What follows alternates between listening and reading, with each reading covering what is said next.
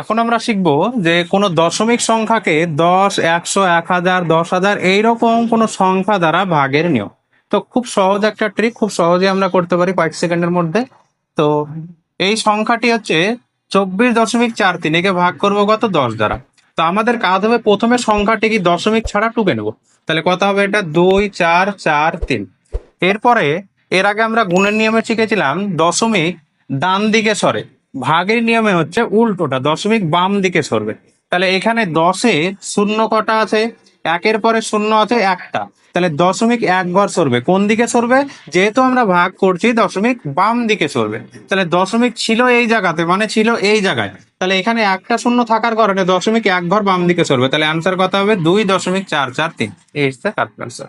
এরপরে আছে 152.67, তাকে ভাগ করবো কত দ্বারা? 1000 দ্বারা।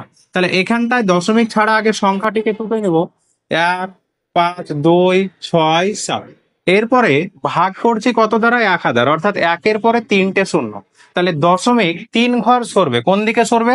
যেহেতু ভাগ করছি আমরা দশমিকটাকে বাম দিকে সরাবো। তাহলে দশমিক ছিল কোন জায়গায়? এই জায়গায়। তাহলে দশমিক বাম দিকে ক ঘর সরবে? তিন ঘর সরবে। তাহলে দশমিক এই জায়গায় ছিল, এখান থেকে এক ঘর, দু ঘর, তিন ঘর। তাহলে এইখানটা আমরা দশমিক বসাবো। এবার সংখ্যার সৌন্দর্যের জন্য আমরা কি করবো? একটা শূন্যকে প্রথমে বসিয়ে নেবো। তাহলে আনসার কত হলো? 0.1526 ইজ দ্য কারেক্ট আনসার। একই রকম ভাবে আমরা এই ভাগটা করতে পারি। এখানটায় দশমিক ছাড়া সংখ্যাটি হচ্ছে 5, 9, 8, 7। এরপরে ভাগ করছি কত দ্বারা? 1000 দ্বারা, অর্থাৎ একের পরে কটা শূন্য? তিনটে শূন্য। তাহলে দশমিক তিন ঘর সরবে বাম দিকে, কেন? ভাগ করছি তাই। তাহলে দশমিক ছিল এই জায়গাতে, এখান থেকে তিন ঘর বাম দিকে সরবে, মানে এখান থেকে এটা এক ঘর। যেহেতু আর কোনো সংখ্যা নেই, তাহলে শূন্য দিয়ে আমরা ঘর পুজিয়ে নেব। দশমিক ছিল এইখানে, এখান থেকে এটা হলো এক ঘর, শূন্য দিয়ে এটা হলো দু ঘর, আর একটি শূন্য দিয়ে এখানে হয়ে গেল তিন ঘর। এরপরে আমরা দিব দশমিক। আর সংখ্যার সৌন্দর্যের জন্য আমরা এখানে একটা শূন্য বসিয়ে দেবো। তাহলে অ্যান্সার কথা হলো 0.005987 ইজ দা কারেক্ট অ্যান্সার। একই রকম ভাবে আমরা এই ভাগটা করতে পারি।